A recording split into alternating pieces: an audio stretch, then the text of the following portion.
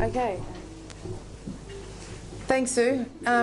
We can't talk about birthing unless we hear the voices of women who have travelled that journey recently. And I think the beauty of Queensland Centre for Mothers and Babies is that we were funded to try to capture some of those experiences and then give those experiences, package those experiences back up and give them to the facilities. And I encourage all of you who are working in facilities to ask your women of how they perceive their care, because that's where you're going to get the most concrete feedback to improve care. I'd like to recognise that it's really tough for people who aren't used to standing up in front of talking to a big mob like this to tell their story. So I want to acknowledge the braveness of Syrita and her family for sharing her story. I'd just like to introduce Syrita and Lawrence and baby Cody and say that and say that they went through the Narromah maternity service when we weren't actually what we call live and running 24 hours. So now we've gone 24 hours, so it's really good. So I'd like to introduce Syrita for you. Do you want to just say where you're from? And yep, and I'll grab a chair.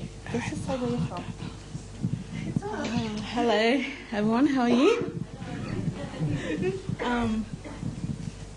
Yeah, well, my name is Syrita Lawrence. I'm originally from Townsville. I've been living in Brisbane, Caboolture for 9-10 years now. Just also wanted to acknowledge the traditional owners of this land and thanking them for letting us gather here today. So I'm both Aboriginal and Torres Strait Islander.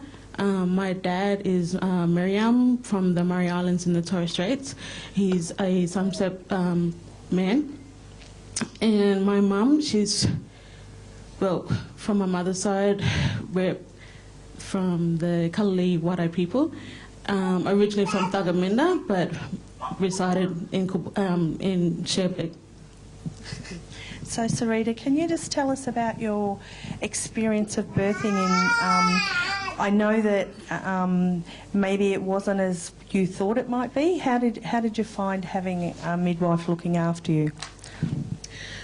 It was good. Indigenous midwife was really good because they were able to understand not only the pregnancy but the lifestyle as well. As a mother or a sister, the responsibility as well within the family and community. Yeah, so family responsibility, yeah. Absolutely. So can you tell us about the things that you thought were valuable having an Indigenous midwife or having a continuity of care model for you? Did you think it was good to have the same person antenatally and? Yeah, definitely. Yeah? Definitely. Yeah. She's nervous. It's okay. All right. So, how different do you think it would be for going to the mainstream service? It's different because the lifestyle is different.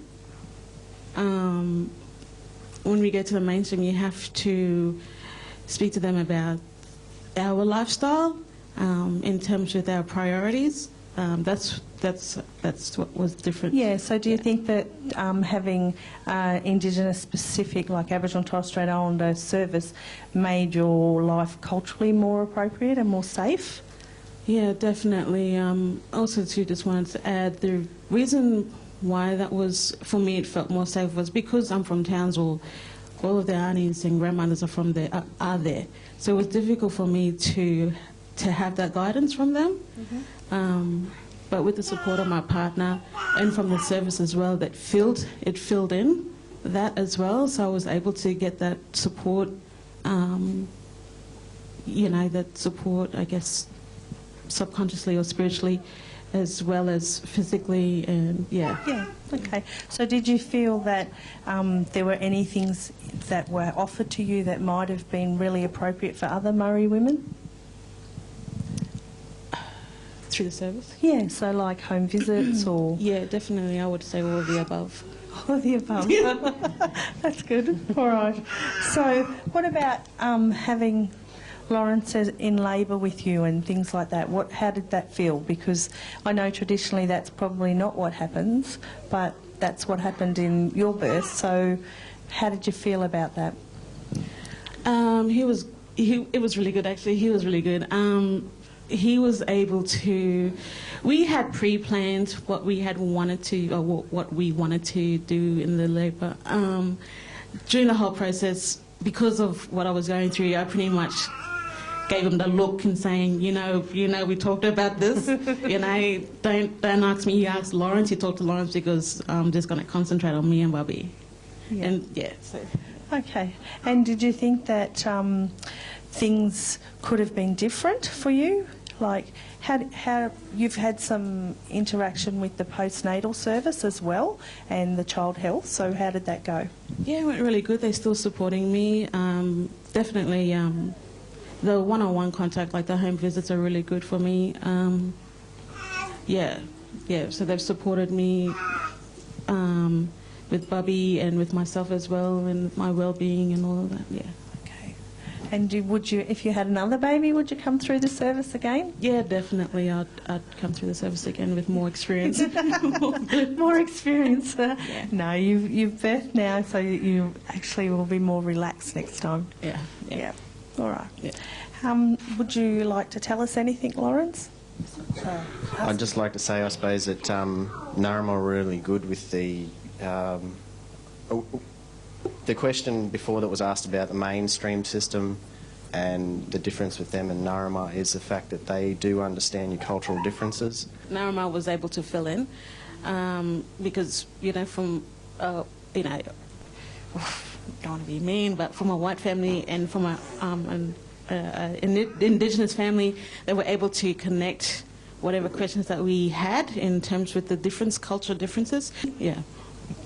I think the big message I'm getting is this feeling of safety and this feeling of trust and knowing that they're not going to be judged because the service is for Aboriginal and Torres Strait Islander people. And she was lucky enough to actually be cared for by an Aboriginal midwife, but obviously lots of our Indigenous women aren't that lucky, but we are having Aboriginal and maternal infant care workers now, and again I encourage service when you have a significant proportion of your population as Indigenous to look at ways in doing side-by-side learning, because as a non-Aboriginal person I can never connect with Syrita in the same way that Michelle can. And I often imagine if I went to Japan and had to go to have a baby in Japan, and just how weird that would be for me, and how happy I'd be to find an Australian midwife in that sea of Japanese faces. So it's not hard to actually try to put ourselves, for the non-Aboriginal people, to put ourselves in the shoes of these Aboriginal and Torres Strait Islander mums who are coming through our service. So thank you, Syrita. Again, huge bravery to bring yourself up here and share our stories with us. So can we please join us in thanking both Syrita and Lawrence and Michelle. Thank you.